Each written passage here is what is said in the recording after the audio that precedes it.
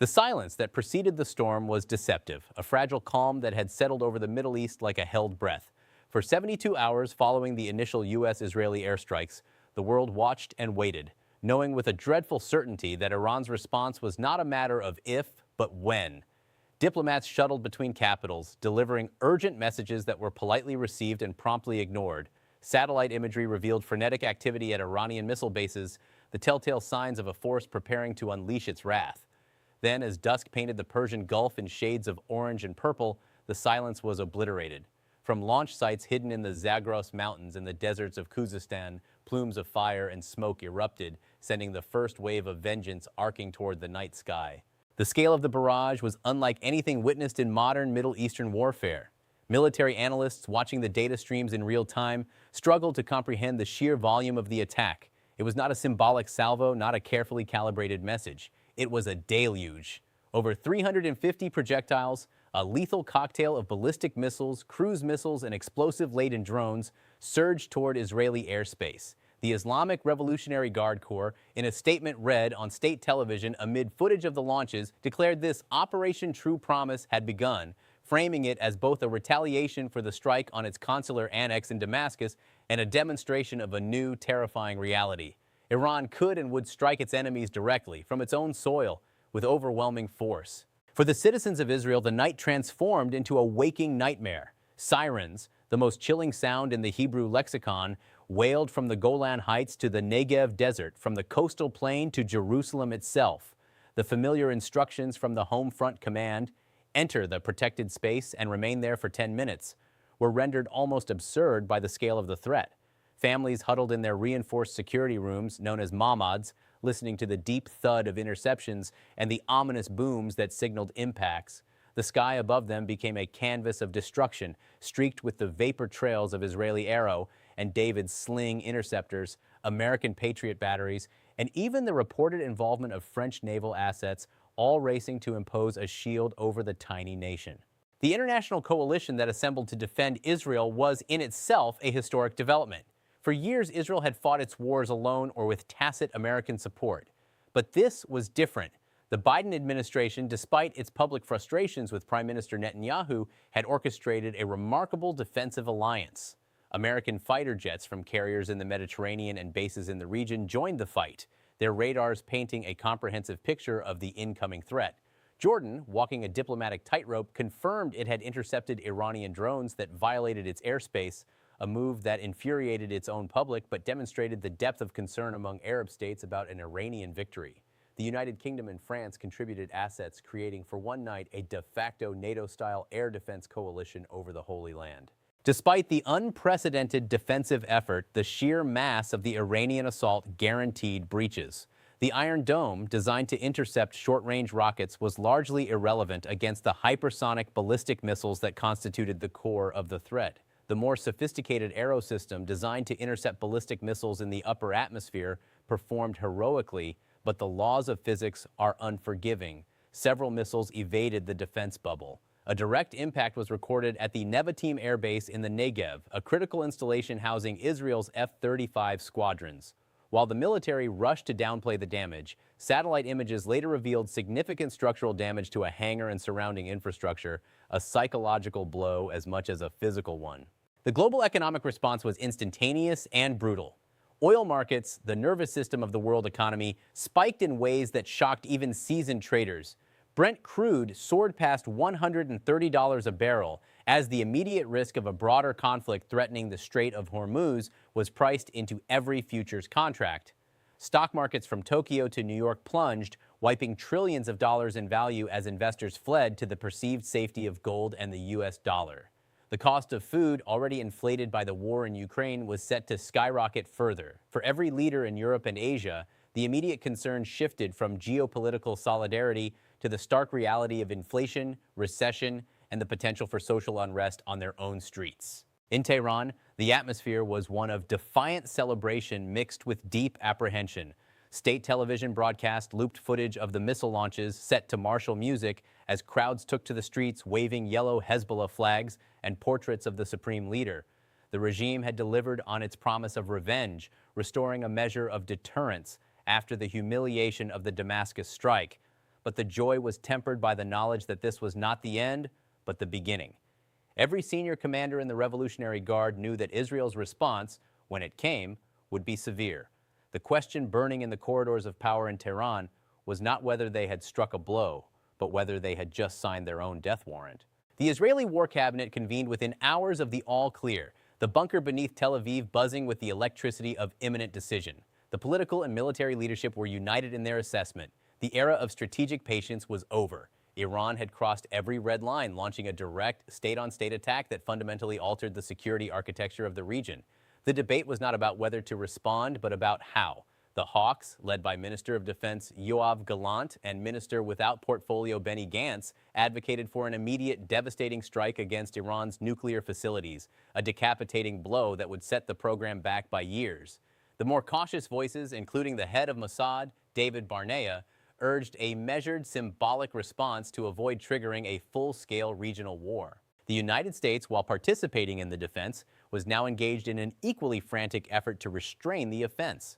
President Biden's phone call with Prime Minister Netanyahu was described by aides as one of the most tense and consequential conversations between the two leaders in decades. Biden, facing an election year and a war-weary public, made the American position crystal clear. The United States would not participate in any offensive retaliation against Iran. The defensive coalition that had just saved Israel from catastrophe would not become an offensive alliance. Netanyahu listened, thanked the president for his support, and gave nothing away. The divergence in interest between the superpower and the regional state had never been starker. To understand the profound danger of this moment, one must appreciate the history of direct strikes between these two powers. Since the 1979 revolution, Iran and Israel have fought a long, brutal war by proxy, from the streets of Beirut to the hills of Damascus, from the nuclear labs of Tehran to the ports of the Red Sea.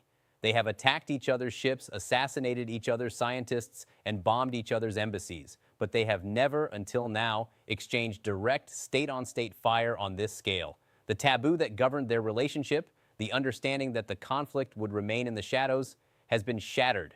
And once shattered, it is nearly impossible to rebuild. The strategic logic behind Iran's decision to launch such a massive barrage is now the subject of intense debate among intelligence agencies. Some analysts believe it was a calculated gamble, designed to reestablish deterrence after the Damascus strike demonstrated Israeli impunity. By launching a massive but telegraphed attack, Iran could claim victory, restore its credibility with its proxies, and then declare the matter closed, hoping Israel would accept the new status quo. Others argue it was a miscalculation, driven by internal political pressures within the regime, where the Revolutionary Guard demanded blood after the humiliation of losing senior commanders. Whatever the rationale, the result has been to trap both nations in a classic escalation spiral. The casualty figures, initially feared to be catastrophic, were remarkably low, a fact that offered cold comfort. The Iron Dome and its sister systems, combined with the advance warning that allowed civilians to reach shelters, saved countless lives. But the tally still included the death of a 7-year-old Bedouin girl in the Negev, struck by shrapnel from an interception, and injuries to dozens more. In the occupied West Bank, settlers and Palestinians alike cowered in fear as the sky rained fire. The low body count, however, does not diminish the enormity of the act. In the calculus of war, the intent matters as much as the outcome. Iran intended to cause mass casualties and widespread destruction. Only the skill of the defenders prevented it. The international diplomatic machinery creaked into action, but its inadequacy was glaring. The UN Security Council convened an emergency session, a now familiar ritual of futility. The American ambassador demanded the council unequivocally condemn Iran. The Russian ambassador vetoed any such measure, blaming the United States for the initial provocation. The Chinese ambassador called for restraint from all sides, a diplomatic formula for doing nothing. The European Union, desperate to maintain relevance, proposed a region-wide ceasefire and a return to nuclear negotiations, a proposal that was met with polite dismissal in both Jerusalem and Tehran. Diplomacy, the art of preventing war, had failed utterly. The Arab capitals of the Gulf watched the conflagration with a mixture of terror and grim satisfaction. Saudi Arabia and the United Arab Emirates, which had spent years building a strategic partnership with Israel to counter Iran, now saw their worst fears realized. They were caught between their Iranian adversary, which had just demonstrated a terrifying capacity for direct strikes, and their Israeli partner, which was now demanding they choose sides. The carefully constructed architecture of the Abraham Accords suddenly seemed like a house of cards in a hurricane. Their immediate priority was survival, which meant distancing themselves from the conflict and hoping the storm would pass them by. Hezbollah, Iran's most powerful proxy, watched the missile barrage from Lebanon with intense interest. Its leader, Hassan Nasrallah, had long promised that his organization possessed an arsenal of over 150,000 rockets, many of them precision-guided, capable of overwhelming Israeli defenses. The Iranian attack was, in effect, a test run. If Iran could penetrate Israeli airspace with 300 missiles, what could Hezbollah do with 10 times that number? The message to Israel was implicit but unmistakable. This was a warning.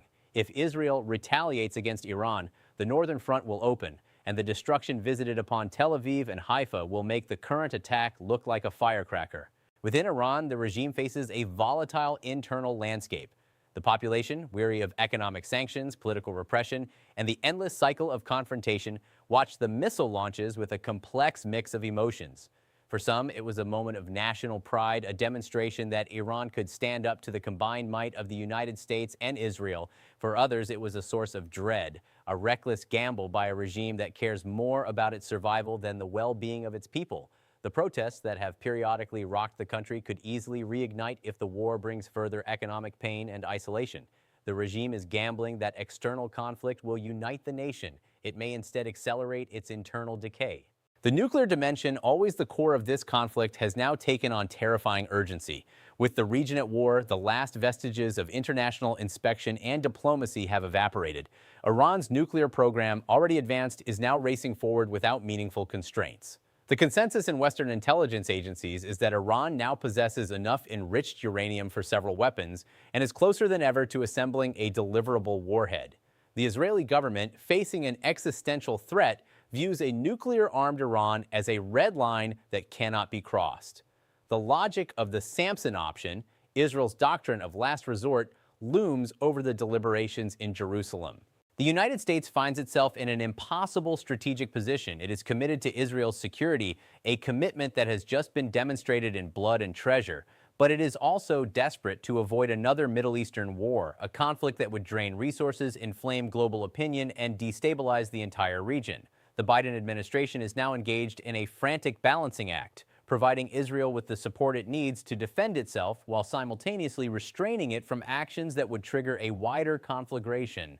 It is a high-wire act without a net, and the consequences of failure are catastrophic. As the sun rises over a traumatized region, the question on every mind is simple.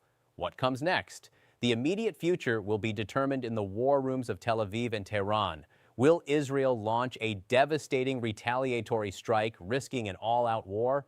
Will Iran declare victory and stand down, accepting the destruction of its consulate as the price of its retaliatory spectacle? Or will the two nations, like exhausted boxers in the later rounds, pull back from the brink, recognizing that the next exchange could be fatal for both? The answer will determine not just the future of the Middle East, but the stability of the entire global order.